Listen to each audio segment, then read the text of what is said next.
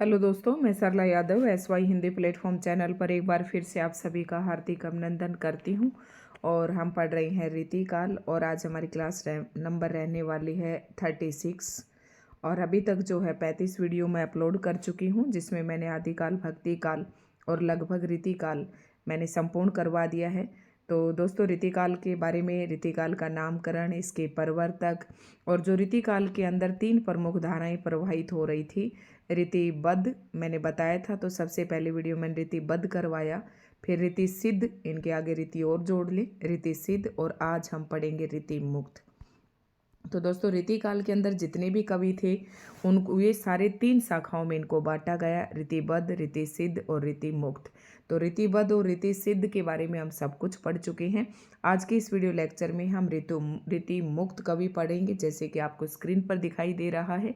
तो दोस्तों, आज तारीख हो चुकी है 14 जनवरी 2026। और जैसा कि आप सभी को कह रहे थे कि एस्टेट का जो एग्ज़ाम है वो 17 और 18 जनवरी को होगा, तो मुझे तो नहीं लग रहा है 17-18 जनवरी को होने वाला है।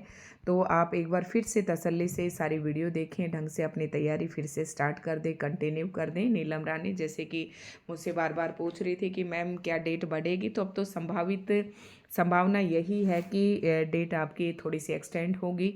अब कितनी होती है ये तो नोटिस आने के बाद ही पता चलेगा। तो दोस्तों, आज के इस वीडियो लेक्चर की शुरुआत करने से पहले यही कहूँगी कि चैनल पर नए हैं तो चैनल को सब्सक्राइब कर लें, बेल आइकन पर प्रेस कर लें, और वीडियो अगर आपको अच्छी लगे तो लाइक एंड शेयर ज़रूर करें। साथ ही SY हिंदी प्लेटफॉर्म के नाम से मेरा टेलीग्राम चैनल है, उस पर ये सारी वीडियो डे बाय डे आपको मिल जाएंगी, क्योंकि वहाँ पर मैं ज़रूर शेयर करती हूँ। तो आप वहाँ से देख सकते हैं। जो भी न्यू स्टूडेंट है, जिसको चैनल पे अगर कुछ समझ नहीं आ रहा है, फिर भी मैंने एक प्लेलिस्ट बना रखी है जिसमें मैंने ये जो सारी 35 वीडियो मैंने स्टोर कर रखी हैं। वो प्लेलिस्ट का नाम है TGT PGT estate LT grade EMRS। तो दोस्तों, इस नाम से आपको प्लेलिस्ट मिल जाएगी, वहाँ पर आपको सारी वीडियोस मिल जाएंगी। और एक बार फिर से हम दोबारा से शुरुआत करते हैं, मतलब कि अभी थोड़ा सा हमें टाइम मिल जाएगा कि हम एक बार जो हिंदी साहित्य है उसे पूरा करने का प्रयास करेंगे। तो आज के इस वीडियो लेक्चर में हम रीति मुक्त पढ़ेंगे, और आप समझ गए होंगे कि रीति मुक्त हम किसके अनुसार, कौन से सिलेबस में, कैसे क्या पढ़ रहे हैं, क्योंकि पीछे की वीडियो से जुड़ना आपके लिए बहुत ही ज़रूरी है। और उम्मीद कर रही हूँ कि साथ ही साथ आप अपने नोट्स भी बना रहे होंगे और अब तक आपका जो रिवीजन है वो हो गया होगा। दोस्तों, रीति मुक्त के अंदर मैंने मुख्य रूप से 5 नाम बताए थे। जैसे घनानन का नाम आता है, घनानन, बोधा, आलम और ठाकुर। घनानन, बोधा, आलम, मैं यहीं लिख देती हूँ। घनानन, बोधा, आलम, ठाकुर और एक द्विजदेव। इनका नाम हम लेते हैं रीति मुक्त कवियों में। और बस ये 4 ही हैं, और इन चारों से ही ना ज़्यादातर प्रश्न यहाँ से पूछे जाते हैं। आप सभी के बारे में एक एक बात करके हम पढ़ेंगे, सभी की रचनाएं पढ़ेंगे। सबसे पहले मैंने घनानन, बोधा, आलम और ठाकुर। तो सबसे पहले यहाँ पर आलम के बारे में दे रखा है, तो आलम के बारे में पढ़ेंगे, इनके रचनाएं पढ़ेंगे। आलम जो थे वो जाति के ब्राह्मण थे, किंतु शेख नाम की रंगरेजिन से विवाह कर मुसलमान हो गए। रीतिकाल के अंदर श्रृंगार काव्य भी काफ़ी लिखा गया है। श्रृंगार के अंदर उसके 2 पक्ष होते हैं, वियोग रस और संयोग रस। तो ये दोनों आपको देखने को मिलेंगे। जो आलम थे, आलम रीति मुक्त कवि थे, और ये एक शेख नाम के रंगरेजिन किससे विवाह कर मुसलमान हो गए थे। तो ये प्रश्न तो आपसे कहीं नहीं पूछा जाएगा, लेकिन फिर भी आप एक बार पढ़ लें। आलम जो थे औरंगजेब के दूसरे बेटे बहादुर शाह मुअज्जम के आश्रय में रहते थे। ये प्रश्न भी नहीं पूछा जाता है। और आलम का कविता काल जो है सन 1883 ईस्वी से 1703 ईस्वी तक माना जाता है। इनकी प्रमुख कृतियाँ निम्नलिखित हैं। अब आपको ध्यान क्या रखना है, बस इसमें इतना ही पढ़ना है। 5 कवि पढ़ने हैं, 3, 4 या 5 हैं। पांचों के बारे में जो 1-2 प्रमुख बातें हैं वो, और इनकी रचनाएं। आपको ज़्यादा समय नहीं लगाना है। TGT PGT एस्टेट के अनुसार ही मैं पढ़ा रही हूँ, और इतना ही परीक्षाओं में पूछा जाता है। बुक में बहुत कुछ एक्स्ट्रा भी होता है, वो सारा परीक्षा उपयोगी नहीं होता है। तो आलम की प्रमुख रचनाएं कौन सी हैं? आलम केली, इनके नाम से ही आपको पता चल रहा है। माधवा नल कामकंदला, सुदामा चरित और श्याम सनेही। ठीक है, इनमें सबसे इम्पोर्टेंट है आलम केली माधवा नल काम कंदला। ठीक है, ये आपको 2 रचनाएं इनकी प्रमुख रूप से याद रखनी है।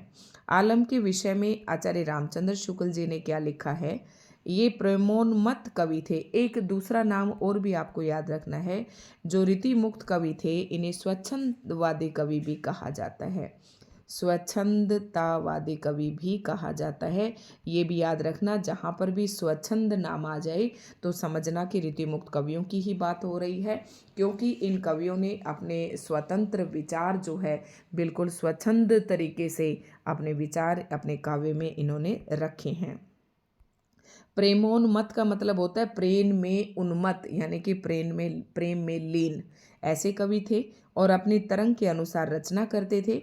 तरंग मैंने बताया ना, जैसे उसके मन में, ये जो रीति मुक्त कवि थे इनके मन में जैसे हिलोरे उठी, जैसे इनके मन में भाव आया, इन्होंने बिना किसी छंद के, बिना किसी रस के इनका सब ध्यान रखे और इन्होंने स्वतंत्र रूप से अपने विचार अपने काव्य के अंदर रखे।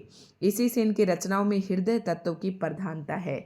जब हम छंद, रस, अलंकार इनके चक्कर में पड़ जाते हैं तो जो हमारे हृदय के उद्गार होते हैं वो परिवर्तित हो जाते हैं, थोड़े से बदल जाते हैं। प्रेम की पीर या इश्क का दर्द इनके एक एक वाक्य में भरा पाया जाता है। मैंने आपको शुरू में ही बताया था कि श्रृंगार रस का बोलबाला है और श्रृंगार रस के अंदर 2 पड़ते हैं, संयोग और वियोग। तो वियोग कहाँ पर होगा, जब कोई आदमी प्रेम में लीन होगा तभी वियोग होगा। तो याद रखना, इन 5 ही कवियों में प्रेम की पीर या इश्क का दर्द इनके एक एक वाक्य में भरा पाया जाता है। ये कथन कहा है आचार्य रामचंद्र शुक्ल जी ने आलम के बारे में। दूसरी बात है, प्रेम की तन्मयता की दृष्टि से आलम की गणना रसखान और घनानन की कोटि में ही होनी चाहिए। अभी हम घनानन भी पढ़ेंगे, घनानन रीति मुक्त कवि है, तो ये बात भी आपको याद रखनी है। आचार्य रामचंद्र शुक्ल ने, अब बात आती है घनानन के बारे में। ये बस आलम के बारे में ज़्यादा नहीं था, इनकी रचनाएं हैं और 2 प्रमुख कथन हैं जो आचार्य रामचंद्र शुक्ल जी ने आलम के बारे में कही हैं। अब अगला नाम आता है घनानन का, और इनके जब मेरा HPSC का इंटरव्यू हुआ था तो मुझसे घनानन की पंक्तियाँ बहुत पूछी गई थी। ये इम्पोर्टेंट है, परीक्षा के दृष्टिकोण से भी, परीक्षाओं में भी घनानन की पंक्तियाँ पूछ लेते हैं। आचार्य रामचंद्र ने घनानन के विषय में लिखा है, ये साक्षात रस मूर्ति और ब्रजभाषा काव्य के प्रधान स्तंभों में है। मोस्ट इम्पोर्टेंट पॉइंट है, ये कथन है जो कि आचार्य रामचंद्र शुक्ल जी ने घनानन के बारे में कहा है। तो घनानन जो है ना, रामचंद्र शुक्ल जी घनानन को रस मूर्ति मानते हैं। रस वही श्रृंगार रस आ गया, ठीक है, रस मूर्ति कहा है और ब्रजभाषा काव्य के प्रधान स्तंभों में से एक हैं। ये बात किसने कही, रामचंद्र शुक्ल जी ने।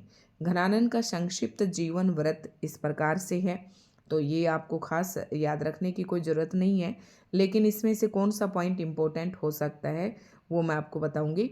तो इनका जन्म 1689 में, मृत्यु 1739 में, जन्म स्थान बुलंदशहर, मृत्यु इनके वृंदावन में हुई। अब ये पूछ सकते हैं कि घनानंद जो है ना कौन से संप्रदाय में दीक्षित थे, तो निम्बार्क संप्रदाय।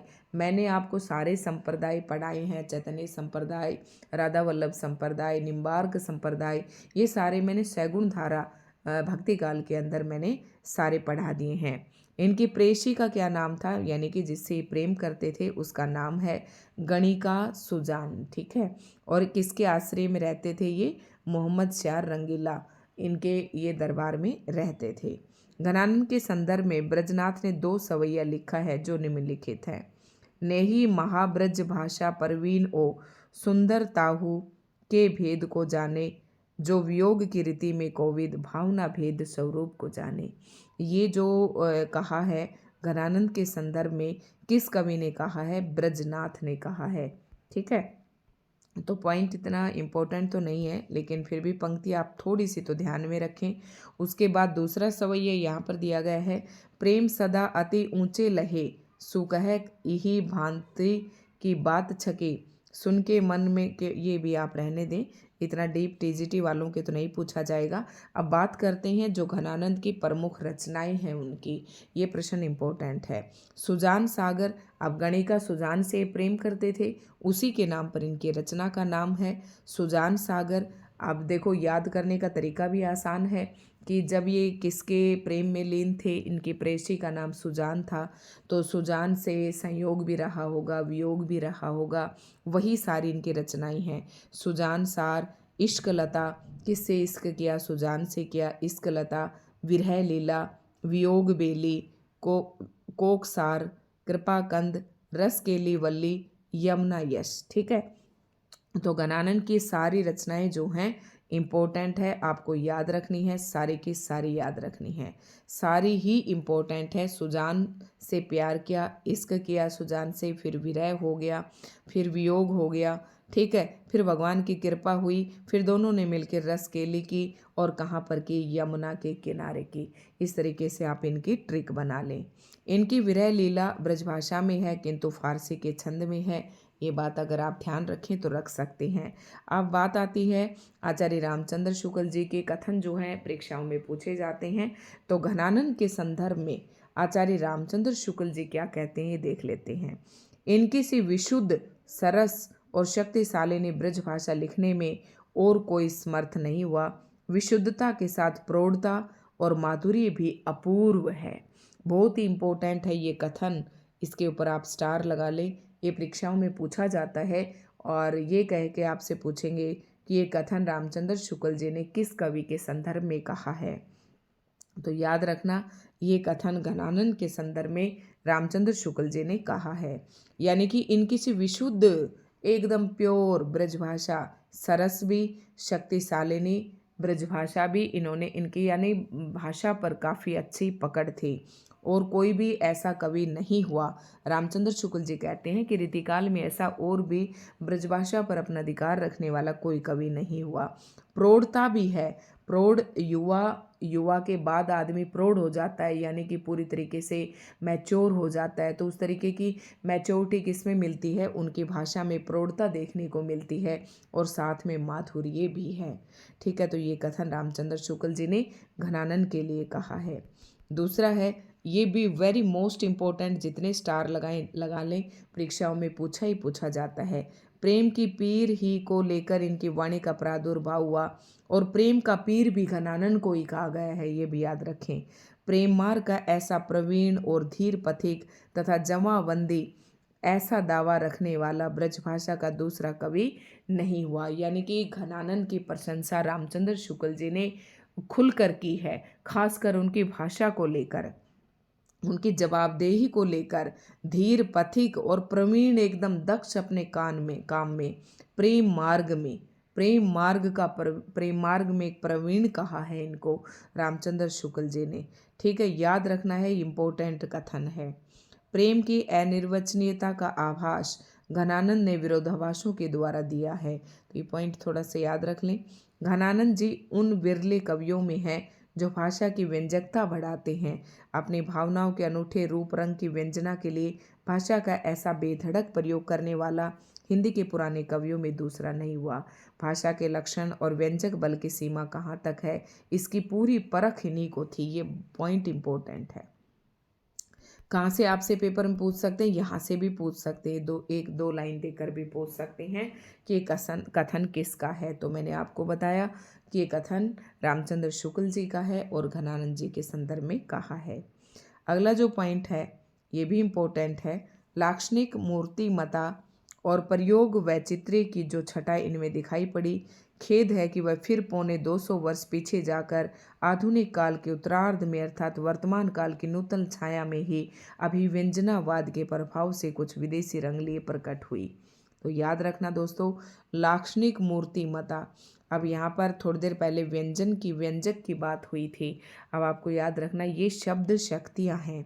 शब्द शक्ति 3 प्रकार की हैं, अभिधा, लक्षणा और व्यंजना। तो यहाँ पर ये उसी लक्षण की बात कर रहा है, यहाँ पर उसी व्यंजक की बात कर रहा है।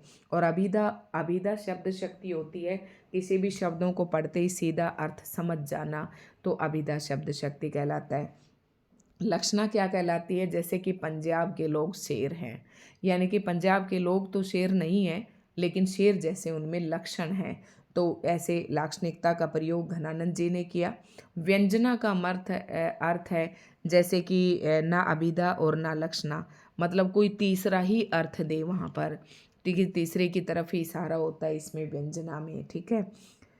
तो वो होती है व्यंजना शब्द शक्ति, और ये भी वही अभिव्यंजनावाद है, ठीक है। इस तरीके से आपको अर्थ समझने में आसानी रहेगी।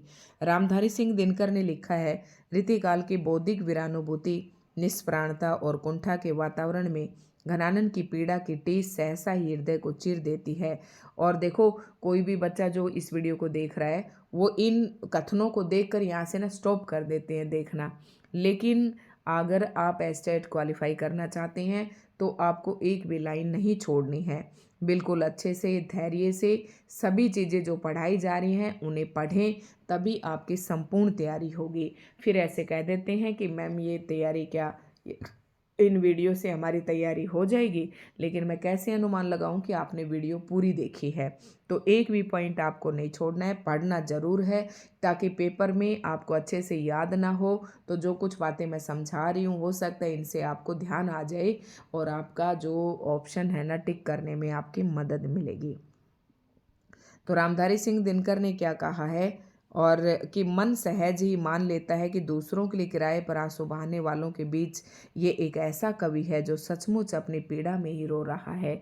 मतलब इसका जो घनानन का संपूर्ण काव्य है ना, इन्होंने अपने जो सुजान नाम की गणिका थी उसी के प्रेम में इन्होंने लिखा है, उसी के विरह में लिखा है, उसी के वियोग में लिखा है, उसी के इश्क में लिखा है, ठीक है। तो ये उसको ध्यान में रखकर आपको याद हो जाएगा। अब सबसे पहले मैंने आलम पढ़ाया, उसके बाद घनानन, और तीसरा कवि आता है बोधा। बोधा का वास्तविक नाम बुद्धिसेन था, ये प्रश्न भी पूछ लिया जाता है। पन्ना नरेश खेत सिंह ने बुद्धिसेन का उपनाम बोधा किया था, ठीक है। ये नाम किसने दिया बोधा नाम, तो पन्ना नरेश खेत सिंह ने बुद्धिसेन से इनको क्या उपनाम दिया, बोधा दिया। पन्ना के दरबार के सुबहान नाम की गणिका से बोधा प्रेम करते थे। बोधा की प्रमुख रचनाएं, दोनों बहुत ही इंपॉर्टेंट रचनाएं हैं, मोस्ट इम्पोर्टेंट। देखो, जो इश्क लता थी वो सुजान की, घनानन की है, याद रखना। और जो इश्क नामा है वो बोधा की है, याद रखना। इश्क नामा किसकी है, बोधा की, और इश्क लता किसकी है, घनानन की। विरह वारिश ये किसकी है, बोधा की। दो ही रचना है, दोनों इम्पोर्टेंट हैं। आचार्य रामचंद्र शुक्ल जी ने, अब अगला कवि घनानन, बोधा और आलम के बाद आता है ठाकुर। रामचंद्र शुक्ल जी ने ठाकुर की चर्चा की है, असली वाले प्राचीन ठाकुर, असली वाले दूसरे ठाकुर, और ठाकुर बुंदेलखंडी, ये इन तीन की चर्चा की है, ठीक है। रीतिकाल की रीतिमुक्त काव्यधारा से ठाकुर बुंदेलखंडी का संबंध है। इनका मूल नाम लाला ठाकुरदास था। तो ये ठाकुरदास के बारे में जानने के लिए दोनों तीनों पॉइंट हैं। उसके बाद आता है ठाकुर के आश्रयदाता जैतपुर नरेश राजा केसरी सिंह तथा उनके पुत्र राजा पारीछत थे। देखो, मैंने कभी भी ये याद नहीं किया कि वो किसके आश्रय में रहते थे। पढ़ते पढ़ते अगर थोड़ा बहुत याद रह गया तो ठीक है, और मुझसे कभी जब मैंने पेपर दिए तो ये प्रश्न कहीं पूछा भी नहीं गया। ठाकुर की प्रमुख काव्य कृतियाँ कौन सी हैं, ये दोनों इम्पोर्टेंट हैं। दोनों इनके नाम से, ठाकुर ठसक और ठाकुर शतक, याद करने में भी बहुत ही आसान है। रामचंद्र शुक्ल ने ठाकुर के संबंध में लिखा है, क्या लिखा है, ठाकुर बहुत ही सच्ची उमंग के कवि थे। इनमें कृत्रिमता का लेश नहीं है। कृत्रिमता मतलब बनावटी बिल्कुल नहीं है। क्यों बनावटी बिल्कुल नहीं है, क्योंकि इन्हें स्वच्छंदवादी कवि कहा है। मैंने शुरू में ही कहा था, हृदय की उमंगों को, हृदय की धाराओं को इन्होंने प्रभावित किया अपने काव्य में, रीतिमुक्त कवियों ने। न तो कहीं व्यर्थ का शब्द आडंबर है, न कल्पना की झूठी उड़ान है, और न अनुभूति के विरुद्ध भावों का उत्कर्ष है।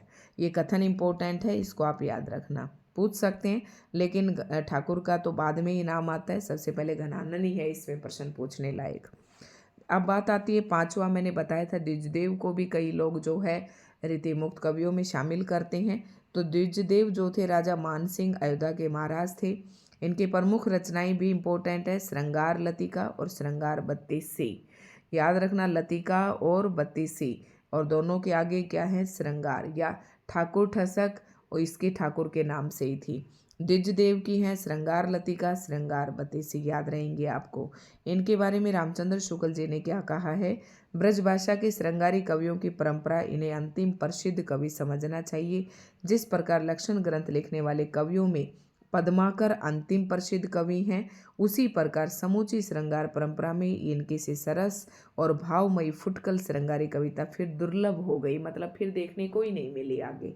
ऐसा कथन है रामचंद्र शुक्ल जी का। किसके बारे में? द्विजदेव को लेकर। ठीक है।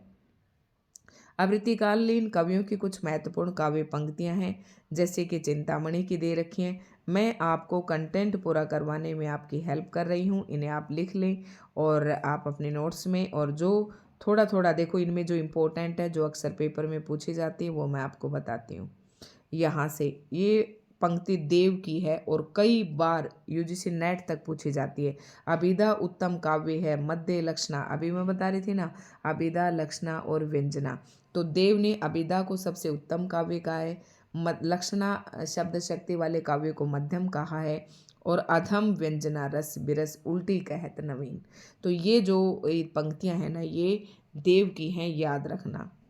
और उसके बाद अगर कोई और इम्पोर्टेंट है तो आप देख लेना, जो आई हुई थी पेपर में वो मैंने आपको बता दी है।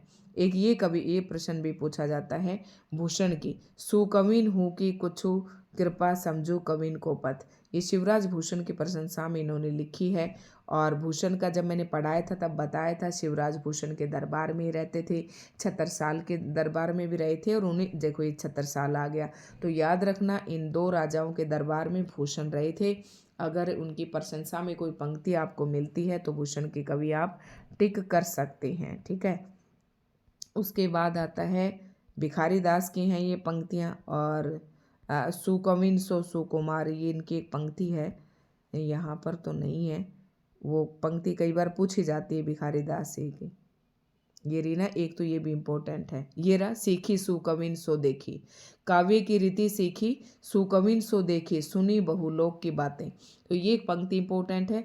दूसरी इसमें ये तीसरे नंबर वाली इम्पोर्टेंट है, आगे के कवि रिझे तो कविताई न तो राधा कनाई सुमरिन को बहानो है। तो ये याद रखना है। और जो और इम्पोर्टेंट होगी तो वो भी आपको बताऊंगी। सारी पंक्तियां मैंने आपको दिखा दी है, मैंने स्क्रीनशॉट इसीलिए लिया था। एक भाई बिहारी ये रे, रसलीन की ओर देख लेना, अमीय हलाहल मद भरे। ये इंपॉर्टेंट पंक्ति है, इसे जरूर ध्यान रखें कि ये रसलीन की है। उसके बाद बिहारी की तो भाई ये पंक्ति का तो क्या ही कहना, नहीं पराग नहीं मधुर मधु, नहीं विकास ही काल, अली कली ही सो बंद्यो आगे कौन हवाल। जब मुझसे HPSC इंटरव्यू में पूछा गया था गना, तो मैंने यही एक बताई थी। ठीक है, बिहारी लाल की है ये पंक्ति, पूछा था मुझसे बिहारी की पंक्ति। इसमें अभिव्यंजना व्यंजना शब्द शक्ति का इसमें प्रयोग किया गया है। ठीक है, तो इसका काफ़ी इम्पोर्टेंट है, ये पंक्ति याद रखें। और इस तरीके से ये और लीजिए आप, मैं आपको नोट्स आपके बिल्कुल कंप्लीट करवा दूंगी। बतरस लालच लाल की मुरली धरी लुका, ये भी इम्पोर्टेंट है, ये बिहारी की है। ठीक है, इम्पोर्टेंट है ये पंक्ति, और जो भी और इम्पोर्टेंट आएगी मैं आपको बता दूंगी। या अनुरागी चित्त की गति समझे नहीं कोई, जो जो बूढ़े श्याम रंग त्यो त्यो उज्जवल होय। ये विरोधाभास हो रहा है यहाँ पर, ये श्याम रंग है और ये उज्जवल है, तो इसमें विरोधाभास अलंकार का प्रयोग किया गया है, ये भी आपको याद रखनी है। ठीक है। सोहत ओढ़े पीत पट श्याम सलोने गात, मनो नीलमणि शैल पर आतप पर्यो प्रभात। ये हम अलंकारों में याद करते हैं, मानो मनु जो जनु, ये उत्प्रेक्ष अलंकार की हैं और ये इम्पोर्टेंट है। ठीक है, ये बिहारी की पंक्तियां हैं, याद रखनी है आपको। तो दोस्तों आज की वीडियो आपको कैसी लगी कमेंट करके ज़रूर बताएं, और मैंने सारी आपको जो है पंक्तियां यहाँ से दिखा दी हैं, आप इन्हें देखना चाहें पढ़ना चाहें तो। अति सुधो सने को, घनानंद की पंक्ति बहुत इंपॉर्टेंट है। अति सुधो सने हु को मार्ग, कि स्नेह का जो मार्ग वो बहुत ही सीधा है, इम्पोर्टेंट है, ये घनानंद की पंक्ति है, याद रखें। उसके बाद और इनमें देख लें, जो आई हुई पंक्तियां हैं ये मैंने आपको दोस्तों बता दी हैं, और आप और देख सकते हैं। यहाँ से रीति मुक्त कवि ये सारे ख़त्म हो जाते हैं। सभी की पंक्तियों की भी मैंने स्क्रीनशॉट यहाँ से लिख लिए, ये कम ही पूछी जाती हैं। आपको बिहारी की पढ़ लें, घनानंद की पढ़ लें, और भूषण और देव की पढ़ लें, ये इम्पोर्टेंट हैं। तो दोस्तों आज की वीडियो आपको कैसी लगी कमेंट करके ज़रूर बताएं।